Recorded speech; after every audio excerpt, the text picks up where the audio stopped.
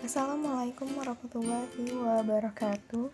Perkenalkan, nama saya Dinda Dwi Andiani dari Prodi Sosiologi Agama, Universitas Islam Negeri Radinata Lampung. Di sini saya akan menjelaskan mengenai era baru pendidikan di perguruan tinggi dan kebijakan pemerintahnya.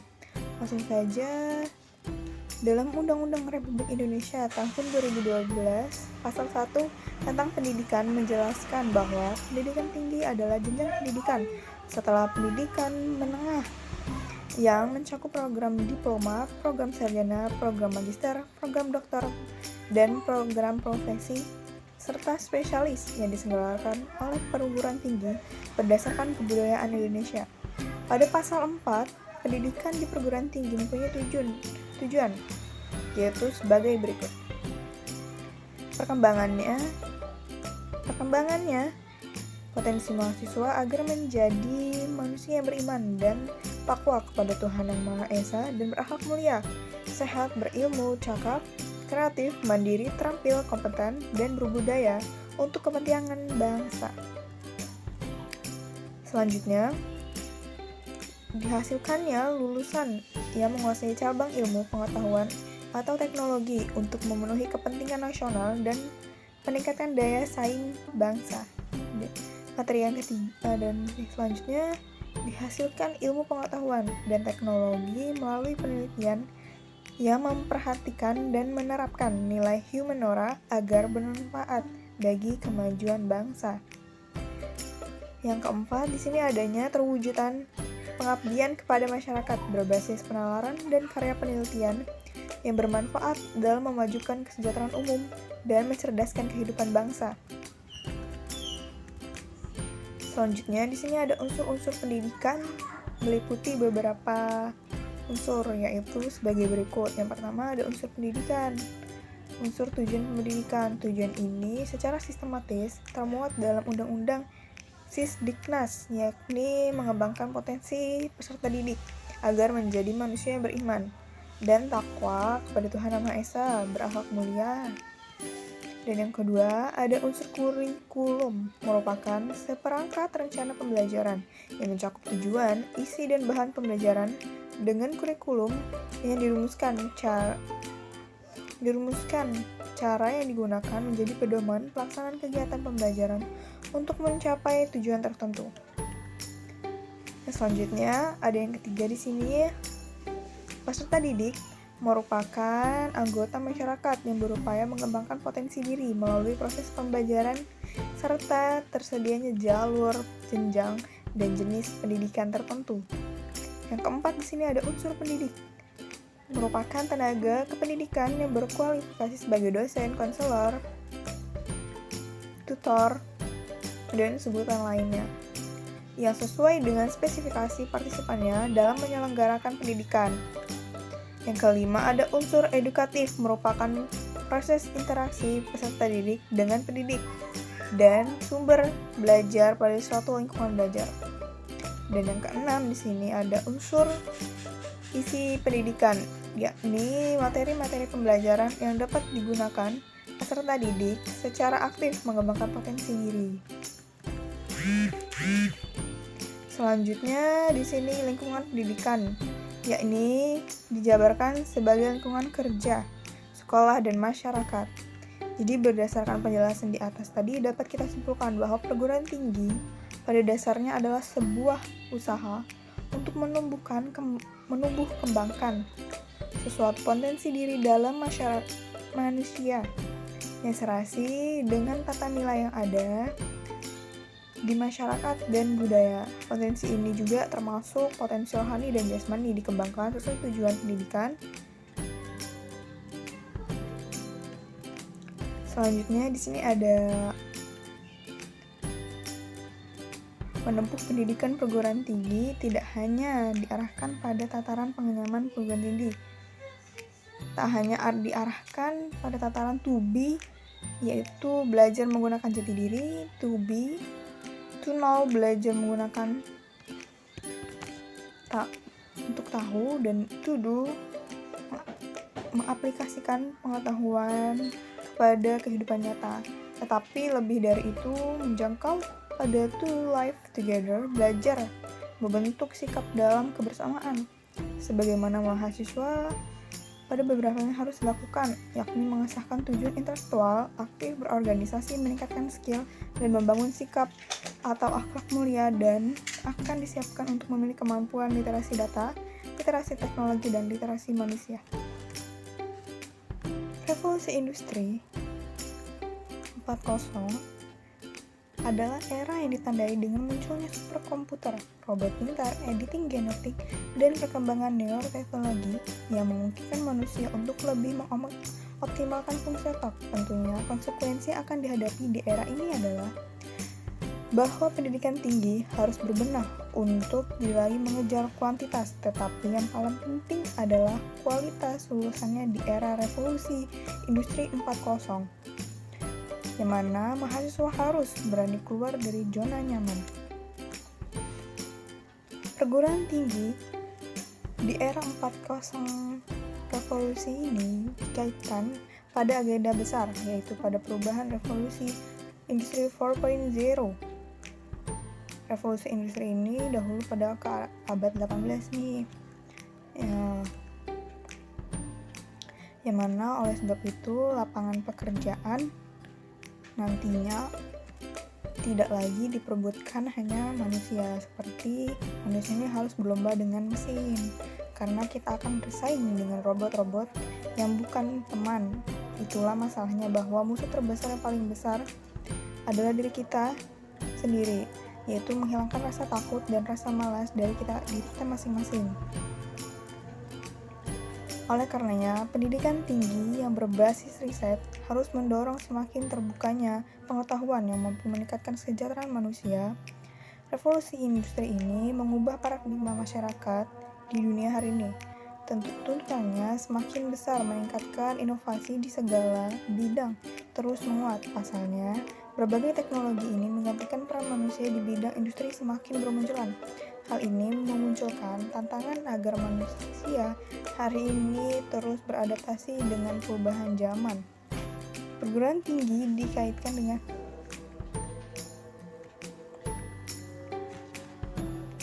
revolusi industri ini menjadi tantangan positif bagi perguruan tinggi di Indonesia untuk menghadapi arus besarnya perubahan teknologi tersebut. Ada 5 elemen penting pendorong pertumbuhan ekonomi dan daya saing bangsa, yaitu yang pertama, persaingan sistem pembelajaran yang lebih inovatif di perguruan tinggi, seperti penyesuaian kurikulum pembelajaran dan peningkatan kemampuan mahasiswa dalam hal informasi data. Yang kedua, rekonstruksi kebijakan kelembagaan pendidikan tinggi yang adaptif dan responsif terhadap revolusi industri dalam mengembangkan transdisiplin ilmu dan program yang dibutuhkan. Persiapan sumber daya manusia, khususnya dosen dan peneliti, serta perekarasya yang responsif, adaptif, dan handal untuk memenuhi revolusi industri 4.0 ini. Yang keempat, ada revolusi industri ini dan ekosistem riset dan pengembangan untuk meningkatkan kualitas riset dan pengembangan di perguruan tinggi, lembaga litbang, LPNK, industri dan masyarakat, terobosan inovasi dan penguatan sistem inovasi untuk meningkatkan produktivitas industri dan meningkatkan perusahaan pemula yang berbasis teknologi. Langkah antisipasi yang dilakukan untuk mencakupkan penyesuaian kurikulum dengan iklim bisnis yang berkembang. Hal ini mendorong untuk kompetitif melakukan pola perkembangan teknologi informasi. Lebih lanjut, perkembangan ini juga terjadi mempengaruhi karakter manusia dan dunia kerja, sehingga keterampilan yang dibutuhkan lebih cepat berubah. Jadi dapat kita simpulkan bahwa perguruan tinggi di era ini merupakan konsep transformasi sistem pendidikan tinggi menuju sistem digitalisasi yang ditunjang oleh sistem teknologi yang canggih. Selanjutnya, di era baru pendidikan perguruan tinggi. Perguruan tinggi di era baru dikaitkan dengan agenda perubahan besar, pembangunan sedang berlangsung, munculnya berbagai istilah sekaligus menawarkan pengetahuan baru berbasis teknologi digital yang kini menawari nalar imajinasi manusia. Sepertinya adanya beberapa aplikasi digital yang sering digunakan dalam sistem pembelajaran daring saat ini, yaitu pada masa pandemi COVID. Mahasiswa dan tenaga pengajar atau dosen dituntut bisa menggunakan teknologi digital seperti penggunaan berbagai aplikasi yang ada, contohnya e-learning, Zoom, Google Meet, Google Class, dan berbagai aplikasi lainnya. Dengan penggunaan berbagai aplikasi ini cukup mempermudah dalam sistem pembelajaran pada saat pandemi ini, yang mana kita sebagai masyarakat untuk meminimalisir terjadinya penularan virus yang marak pada saat ini. Penggunaan virtual e-learning dalam proses pembelajaran jarak jauh diyakini memberikan kemudahan belajar. Dalam proses ini, memudahkan belajar, menjadikan sarana untuk dapat berkomunikasi secara langsung atau secara via dunia maya dan menghindari kontak fisik agar mencegah penularan COVID-19.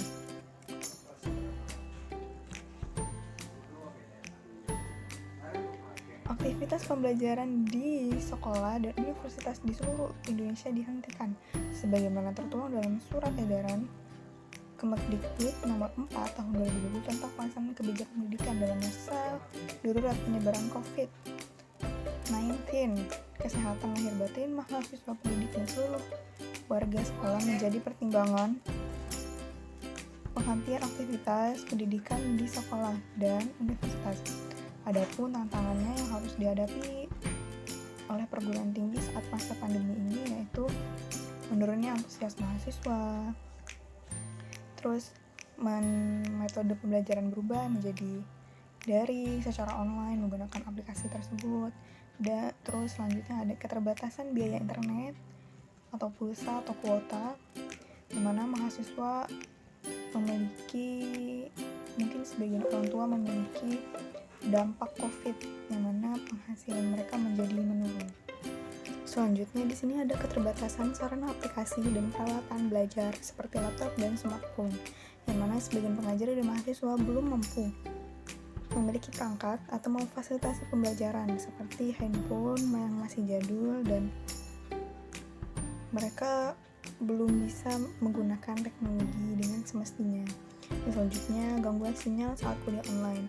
Jaringan internet yang belum memadai di daerah terpencil terkadang belum stabil atau lemah karena letaknya yang masih tinggal jauh dari perkotaan yang mana masih terjangkau oleh jaringan sinyal.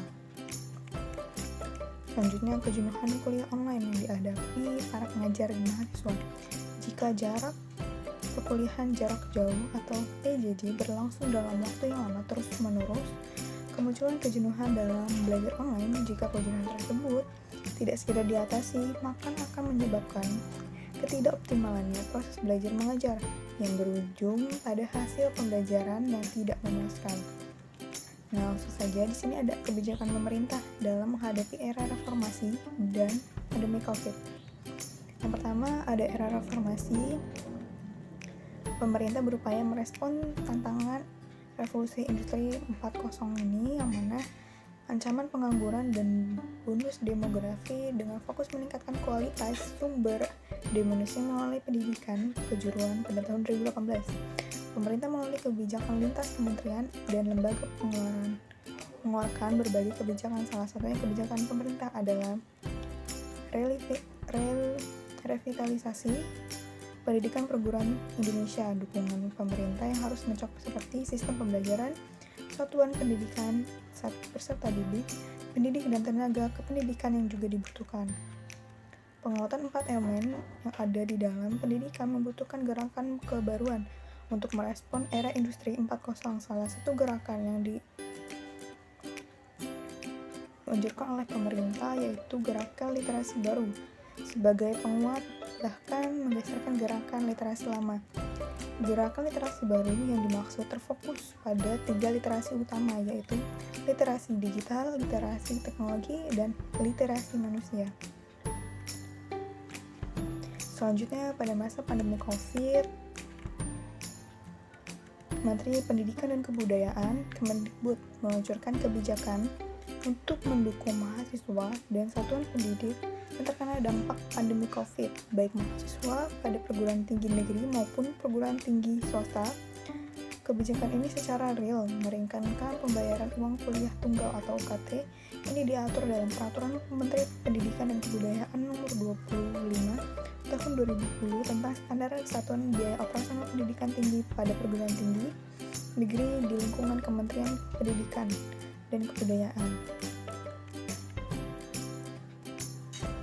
Menteri Pendidikan dan Kebudayaan Nadiem Makarim terdapat memiliki 4 arahan kebijakan baru yang diatur, yaitu sebagai berikut. 1. UKT dapat disesuaikan untuk mahasiswa yang keluarganya mengalami kendala finansial akibat pandemi COVID-19. Yang kedua, mahasiswa tidak wajib membayar UKT jika sedang cuti sekolah atau tidak mengambil SKS sama sekali, contohnya seperti menunggu kelulusan. Yang ketiga, pemimpin perguruan tinggi dapat memberikan keringanan UKT atau pemberlakuan UKT baru terhadap manusia. Dan yang keempat, mahasiswa di akhir kuliah semester membayar paling tinggi 50% UKT jika mengambil 6 SKS. Dan selanjutnya, keringanan UKT bagi mahasiswa PTN berdampak COVID terbagi menjadi 5, yaitu cicilan UKT bagi mahasiswa yang mengajukan cicilan UKT bebas bunga sampai waktu sesuai dengan kemampuan. Yang kedua, penundaan UKT, jadi mahasiswa bisa menunda pembayaran UKT-nya. Yang ketiga, penurunan UKT.